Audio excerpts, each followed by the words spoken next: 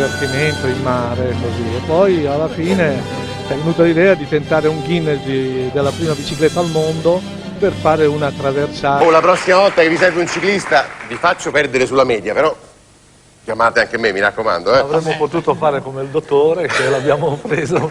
Vittorio, cominciamo da lei, anche perché lei è il folle inventore, folle in maniera affettuosa, inventore di questo curioso natante. Questo galleggia e va. Come le è venuto in mente di costruire dei biciclettoni che corrono sull'acqua?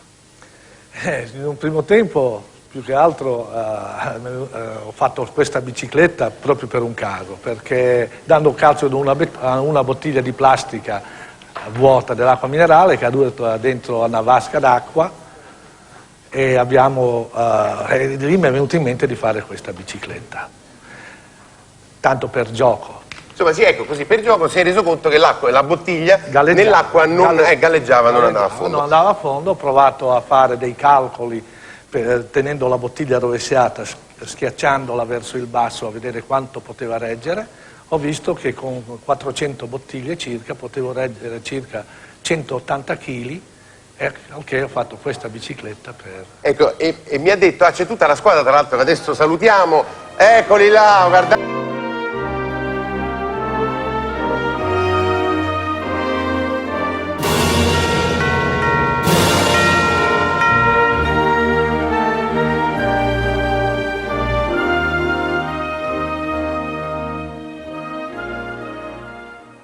Vogliamo raccontare di che cosa si tratta e come è nata questa idea?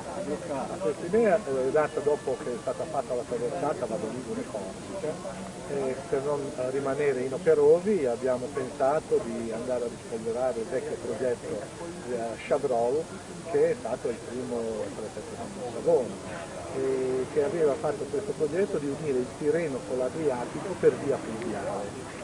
Questo itinerario, dove oltretutto è stato anche finanziato, no, dall'allora costruzione Ravanello, per arrivare fino al Tano, da Altare, prendere porte, dalla porta all'Altano, dall'Altano all'Altano, fino a Becché, no? È fatto esclusivamente di bottiglie di plastica dell'acqua minerale buona.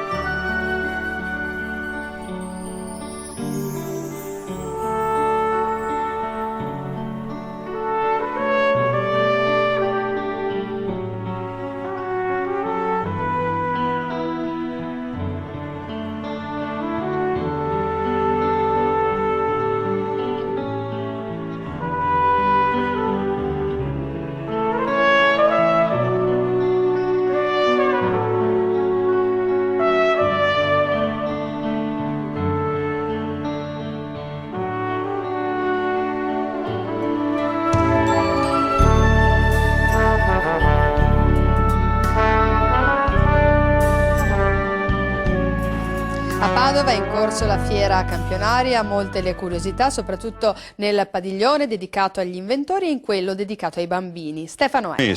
Poi c'è il Camminò, un'idea di Vittorio Schincaglia di Savona.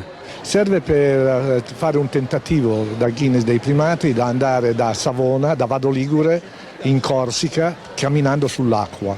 Praticamente sarebbe una specie di ruota del criceto.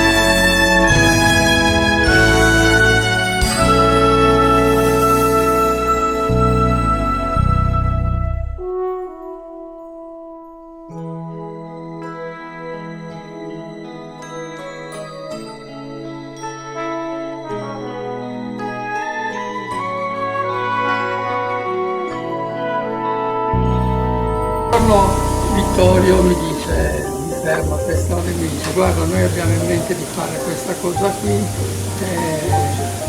Lo conoscevo poco, Vittorio ha detto questo è pazzo. Poi l'ho conosciuto bene, realmente pazzo, no? Perché fa delle cose incredibili, si studia, e il personaggio, come si suol dire, è sempre che uno ne fa e 100 ne pensa. Ma la cosa bella che cos'è? Che lui le 100 cose che ha pensato le porta a termine, le inizia e le porta a termine. Sono tutte cose di una certa stranezza che però hanno un certo fine. I nostri amici si ricorderanno quando arrivammo vicino alla Corsica, quel pescatore che ci raggiunse con una barchetta, ci guardò e ci disse: ma da dove arrivate voi? Da Vado Ligure. Ma dove Vado Ligure? In Liguria a Savona. Ma voi siete pazzi. Questo, tornati indietro, è andato a prendere la moglie e la figlia a riva e ce le ha portate a vedere questa branca di pazzi con le barche che le seguivano. Mi ricordo che fu una scena bellissima.